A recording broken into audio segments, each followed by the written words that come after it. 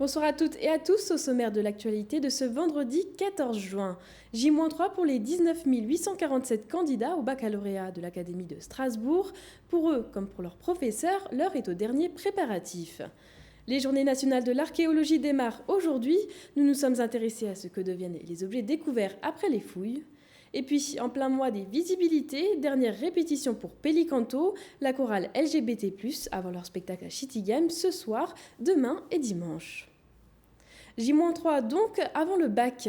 Les cours se sont terminés la semaine dernière pour les terminales et l'heure est maintenant aux dernières révisions. Cécile Mode s'est allée à la rencontre de candidats du lycée Jean Monnet à Strasbourg et l'ambiance ce matin était plutôt sereine. Si tu multiplies par -1, qu'est-ce qui se passe avec ton inégalité ? Elle change.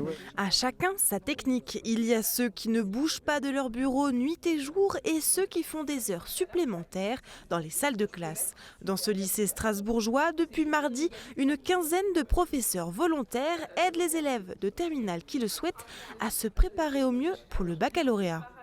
Je préfère réviser au lycée parce que chez moi je travaille pas beaucoup, j'ai du mal à m'y mettre toute seule alors que là on a de l'aide, donc c'est vraiment bien. Je révise un peu tous les jours et je fais des exercices où je viens au lycée. Et je vais éviter de me mettre trop la pression parce que c'est pas productif. Je révise donc a priori ça devrait aller. Comme Ornella et Evan, 19 847 candidats passeront leur bac la semaine prochaine dans l'Académie de Strasbourg. Il leur reste un week-end pour tout revoir. C'est l'heure des derniers conseils. Les élèves qui étaient vraiment à l'aise pendant l'année, c'est de se dire qu'ils peuvent aller peut-être même encore plus loin que ce qu'ils arrivaient à faire pendant l'année et d'être vraiment en confiance avec des types de questions différents.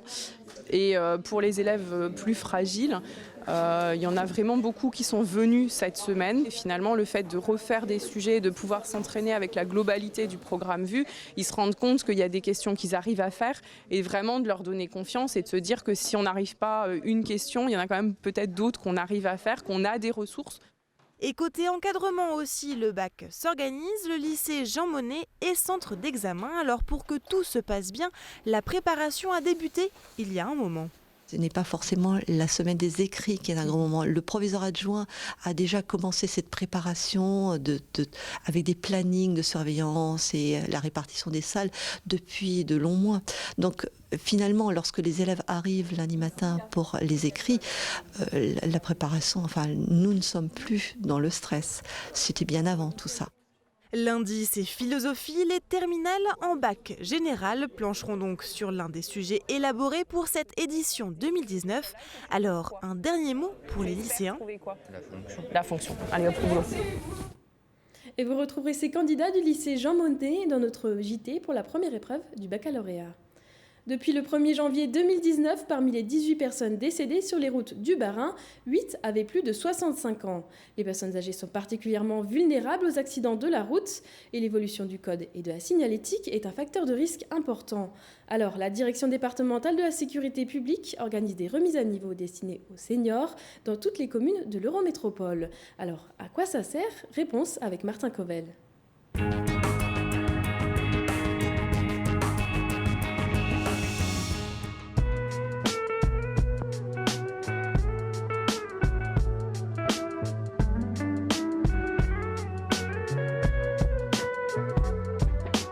Aujourd'hui, c'est uniquement un cours théorique de, entre guillemets, remise à niveau. Et on va aborder des sujets qui n'ont pas été abordés lors du passage du permis de conduire de ces personnes. C'est exclusivement de la sensibilisation. On va également parler d'un volet santé, donc tout ce qui est la vue, l'audition et la prise de médicaments. Après, n'importe quelle personne peut se rapprocher d'une auto-école pour se faire évaluer tant au niveau de la théorie du code de la route qu'au niveau de la pratique en prenant des heures de conduite avec un moniteur.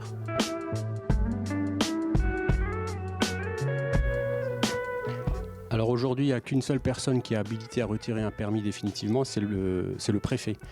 Donc dans ces cas-là, la personne à qui on veut retirer le permis de conduire est convoquée devant un médecin administratif qui va évaluer son état de santé et sa capacité à rouler.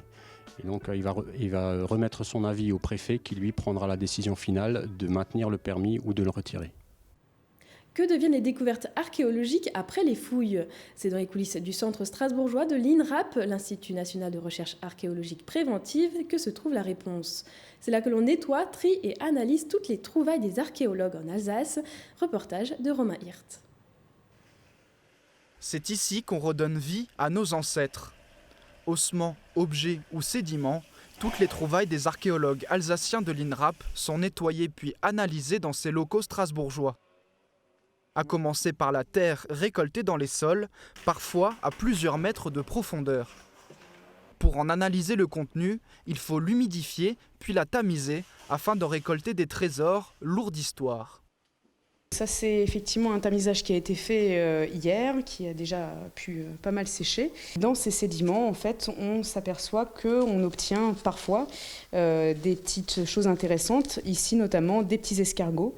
Qu'on aperçoit bien ici, et là on a des petits restes d'escargots aussi, mais qui sont beaucoup plus fragmentés. Une fois ces minuscules restes de mollusques récoltés, ils sont envoyés à des spécialistes pour des analyses plus poussées. Ils permettent notamment de comprendre l'écosystème de l'époque, riche en biodiversité. Récemment, des ossements d'herbivores ont été retrouvés, dont la fameuse dent de mammouth. Mais pas seulement. On a eu la chance cette fois-là aussi de retrouver ce qu'on appelle un galet aménagé.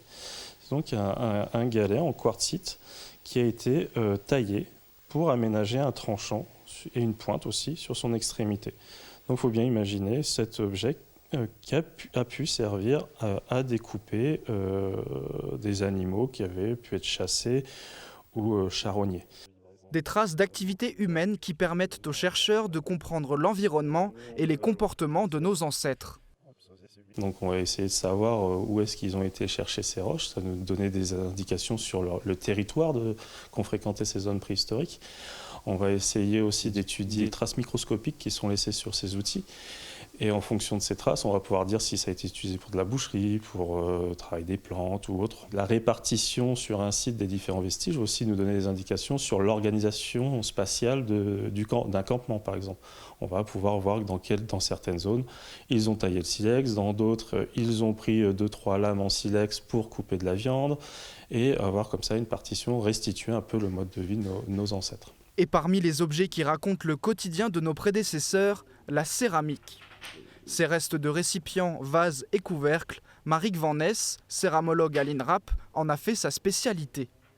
Elle s'intéresse tout particulièrement aux objets datant du premier âge de fer, aussi appelé Hallstatt, qui correspond à la période entre 800 et 450 avant Jésus-Christ. Les différents éléments que j'observe, que j'inventorie, me permettent à un moment donné de dater le site, d'envisager si on est plutôt dans une zone d'habitation, une zone plus spécialisée, plus liée à l'artisanat, ou un contexte un peu particulier qu'on dit parfois un peu culturel, mais avec beaucoup de précautions. Et ensuite, il y a tout ce travail de comparaison à l'échelle micro-régionale, plus large, selon les contextes, qui me permet ensuite de définir les spécificités de ce site. Des secrets de notre histoire à découvrir tout le week-end à l'occasion des 10 ans des Journées nationales de l'archéologie.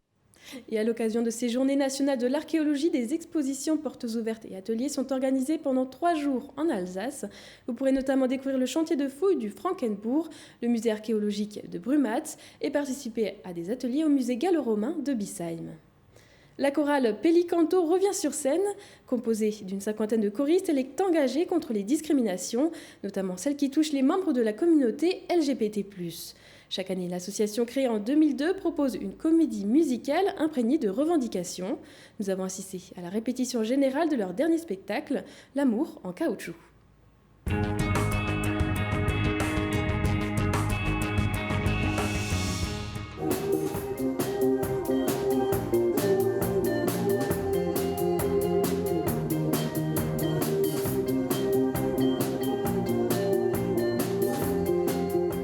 Le rideau se lève sur une usine en grève. Les ouvriers refusent de voir leurs emplois délocalisés en Moldavie. Pendant leur lutte, ils rencontrent un groupe d'activistes LGBT et les deux combats vont devenir indissociables. La situation s'inspire du film Pride et de la grève des mineurs dans les années 80 en Angleterre. On a remis ça à la sauce contemporaine avec nos problématiques et nos enjeux de société du moment. Il y a des échos qui se font dans Pellicanto de mouvements de la société, de questionnements assez profonds qu'on va retrouver, qui vont être en débat dans la chorale. Il y a plusieurs sensibilités aussi dans le chœur et c'est ça qui est intéressant, c'est qu'on essaye de respecter ces sensibilités-là, de prendre aussi les interrogations, les certitudes, parfois les doutes de chacun et chacune, que ce soit les gays, les lesbiennes, les bi, les trans. La cinquantaine de choristes chantent d'une seule et même voix militante au nom de l'ouverture d'esprit ainsi que de l'acceptation de soi et des autres. Les titres interprétés sont issus d'un répertoire aux influences pop-rock, mais des morceaux plus surprenants viennent se glisser entre les grands succès des Cranberries ou d'Imagine Dragons.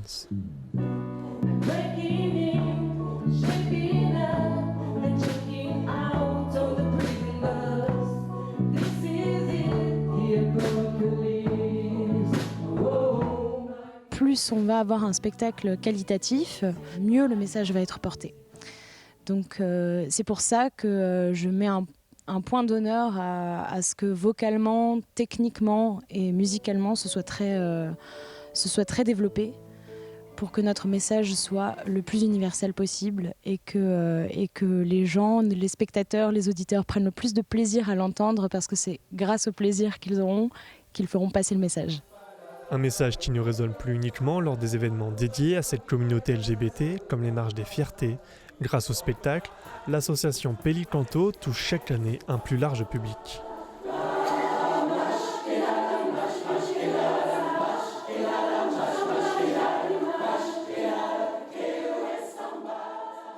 Et demain également, la marche des visibilités sera organisée par l'association Festiguer à Strasbourg. Plusieurs milliers de personnes sont attendues pour dénoncer les discriminations envers les communautés LGBT+. Et pour finir ce JT, c'est un festival comme il en existe très peu en France. C'est dans la vallée à Sainte-Marie-aux-Mines, renaîtra du 4 au 6 octobre prochain. Fondé par l'Alsacien Rodolphe Burger, ce rendez-vous musical, en sommeil depuis 3 ans, sera dédié au chanteur Jacques Higelin, décédé l'an dernier.